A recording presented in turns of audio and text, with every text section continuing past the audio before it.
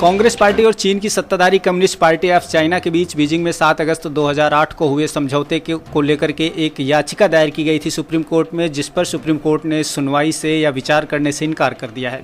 याचिकाकर्ता को पहले हाईकोर्ट जाने के लिए दिशा निर्देश दिया गया है। याचिका में इस मामले की एनआईए या सीबीआई के जांच की मांग की गई थी। Chief justice एस.ए. बोबड़े की अगुवाई में बेंच ने याचिकाकर्ता को कहा कि पहले वो हाईकोर्ट जाएं।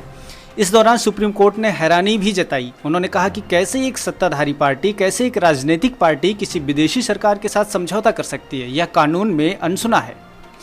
याचिकाकर्ता दिल्ली के वकील शशांक शेखर झा और गोवा से संचालित online news portal Goa Chronicle के संपादक सेवियो रॉड्रिक्स ने याचिका में कहा है कि यह एमओयू राष्ट्रीय सुरक्षा को लेकर चिंता पैदा करता है। यूएपीए कानून के तहत एनआईए या सीबीआई से इसकी जाँच होनी चाहिए।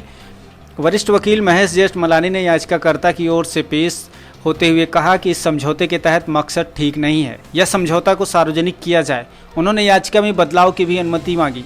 कोर्ट ने याचिकाकर्ताओं से पूछा कि वे पहले हाईकोर्ट क्यों नहीं गए।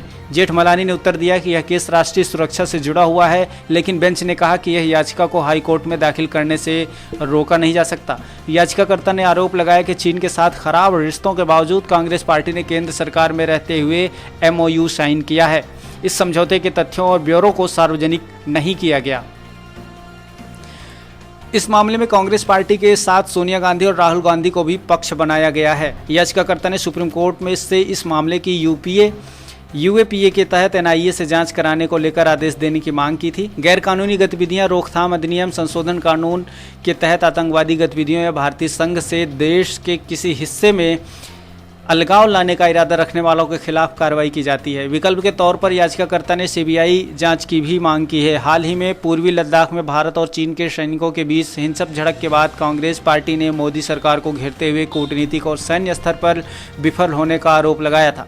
सत्ताधारी बीजेपी ने पलटवार करते हुए कांग्रेस पार्टी की ओर से सोनिया गांधी और राहुल गांधी द्वारा चीन की कम्युनिस्ट पार्टी के साथ एमओयू साइन करने का मुद्दा उठाया। यूपीए की चेयरपर्सन रही सोनिया गांधी और मौजूदगी में एमओयू पर बीजिंग में साइन किया गया था। मीडिया रिपोर्ट्स का जिक्र करते हुए याचिकाकर्ताओं ने कहा कि 2008 से 2013 के बीच चीनी सैनिकों ने 600 बार घुसपैठ की थी। उन्होंने कहा कि कांग्रेस पार्टी अपनी सरकार के दौरान सूचना का अधिकार कानून लेकर आई, लेकिन इस मामले में खुद पारदर्शिता नहीं बरत पाई, जो राष्ट्रीय महत्व का मामला है।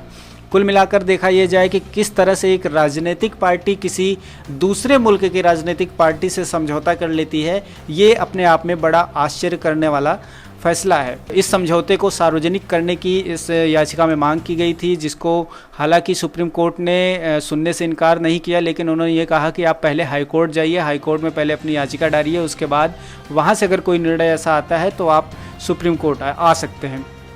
मिला जुला के देखना यह है कि आने वाले समय में क्या कांग्रेस जिस तरीके से बीजेपी को घेरने की कोशिश कर रही थी, क्या उसके मंसूबों को अब पलीता लगता दिख रहा है? क्या कांग्रेस अपने ही किए धरे में खुद फंसती जा रही है? आने वाला वक्त ही बताएगा। Bureau report, time media, new Delhi.